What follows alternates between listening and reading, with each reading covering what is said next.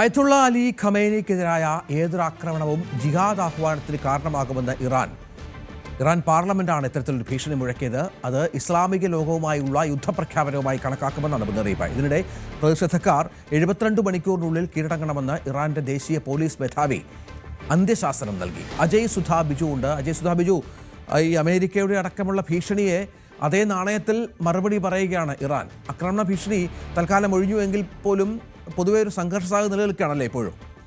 രഞ്ജിത്ത്, ഇറാനിൽ പുതുതായി ഉണ്ടായിട്ടുള്ള പ്രതിഷേധങ്ങളെ തുടർന്ന് ലോകവ്യാപകമായി ഉണ്ടായിട്ടുള്ള ഒരു വ്യാഖ്യാനം എന്ന് പറയുന്നത് അവിടെ ഒരു ഭരണമാറ്റം, അതായത് 1979 സംഭവിച്ചതിന് സമാനമായിട്ടുള്ള ഒരു ഭരണമാറ്റം ഇപ്പോഴുണ്ടാകും എന്നുള്ള തരത്തിലുള്ള വ്യാഖ്യാനമായിരുന്നു ലോകം മുഴുവൻ ഉണ്ടായത്. ട്രംപ് തന്നെ ഇക്കാര്യത്തിൽ ഒരു വ്യക്തമായൊരു പ്രതികരണം നടത്തിയിരുന്നു. അതായത് ഇറാൻ്റെ പരമോന്നത നേതാവെന്ന് പറയുന്നത് അദ്ദേഹം ഒരു സ്ഥിരതയില്ലാത്ത വ്യക്തിയാണ്, ഇറാൻ്റെ ജനങ്ങളെ അടിച്ചമർത്തുന്നു, അതുകൊണ്ട് തന്നെ ഇറാനിൽ ഒരു ഭരണമാറ്റം അനിവാര്യമാണെന്ന് ട്രംപ് വരെ ഒരു പ്രസ്താവന നടത്തിക്കൊണ്ട് രംഗത്ത് വന്നു. അതുപോലെ അവിടുത്തെ പ്രതിഷേധം ദിനം പ്രതി വഷളായിക്കൊണ്ടിരിക്കുകയാണ്. ഇപ്പോൾ നിരവധി ദിവസങ്ങൾ കഴിഞ്ഞു, 11 ദിവസമായി ഇറാനിൽ ഇൻ്റർനെറ്റ് സേവനങ്ങളില്ല. അതുകൊണ്ട് തന്നെ ഇതിൻ്റെ വ്യാപ്തി എത്രമാത്രമാണെന്നോ പ്രതിഷേധക്കാരെ അടിച്ചമർത്താൻ വേണ്ടി സർക്കാർ എന്തൊക്കെ ചെയ്യുന്നെന്നോ നിലവിൽ പുറം ലോകത്തിന് വ്യക്തമായി അറിയില്ല. ഏതാണ്ട് 5000-ഓളം പേർ കൊല്ലപ്പെട്ടു എന്നാണ് വിവിധ മനുഷ്യാവകാശ സംഘടനകൾ വ്യക്തമാക്കുന്ന കണക്ക്. എന്നാൽ ഇറാൻ്റെ ഇപ്പോൾ ദേശീയ സുരക്ഷാ അസംബ്ലി ആണെങ്കിലും അവരുടെ സൈനിക വക്താക്കളാണെങ്കിലും ഇറാനിൽ യാതൊരുവിധ മാറ്റങ്ങളും സംഭവിക്കാൻ പോകുന്നില്ല.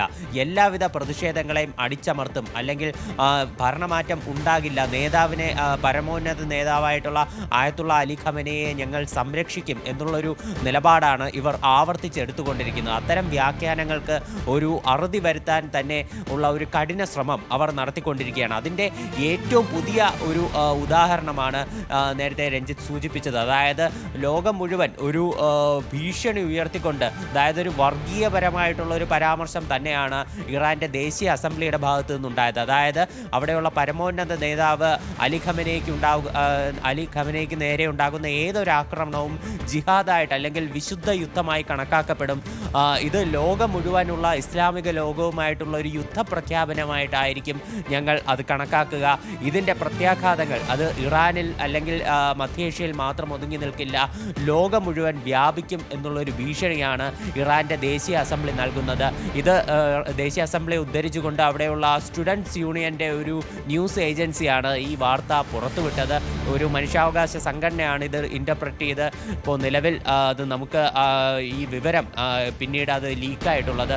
അതുമാത്രമല്ല, അവരുടെ സൈനിക വക്താവ് ട്രംപിനെതിരെ ഒരു ഭീഷണിയുമായി രംഗത്തെത്തിയിട്ടുണ്ട്. ട്രംപ് നേരത്തെ പറഞ്ഞൊരു പരാമർശം, ഇറാനിൽ ഭരണമാറ്റം അനിവാര്യമാണെന്നുള്ള ഒരു പരാമർശത്തിനെതിരെ അവിടുത്തെ സൈനിക വക്താവും രംഗത്തെത്തിയിട്ടുണ്ട്. അതായത് ആയത്തുള്ള അലി ഖമേനിക്കെതിരെ ഒരു കൈ ഉയർത്തിയാൽ ആ കൈ വെട്ടാൻ ഞങ്ങൾ തയ്യാറാകും, കൈ ഉയർന്നാൽ കൈ വെട്ടിക്കളയും എന്നുള്ളൊരു പരാമർശം അദ്ദേഹം നടത്തി. അതുമാത്രമല്ല, നിങ്ങൾക്ക് നേരെ ഞങ്ങൾ നിങ്ങളുടെ സ്ഥലത്ത് തന്നെ എത്തി ആക്രമണം നടത്തും, എവിടെയും നിങ്ങൾക്കൊരു സുരക്ഷിത സ്ഥാനം ഉണ്ടാകില്ല എന്നുള്ള കടുത്ത രീതിയിലുള്ള ഒരു പരാമർശം തന്നെയാണ് ഇറാന്റെ പല നേതാക്കളുടെ ഭാഗത്ത് നിന്ന് നിലവിൽ ഉണ്ടായിക്കൊണ്ടിരിക്കുന്നത്. അജയ് സുധാ ബിജു ആണ് വിവരങ്ങൾ പങ്കുവച്ചത്. കൂടുതൽ വാർത്തകൾക്ക് News 18 Keralam YouTube channel subscribe ചെയ്യുക.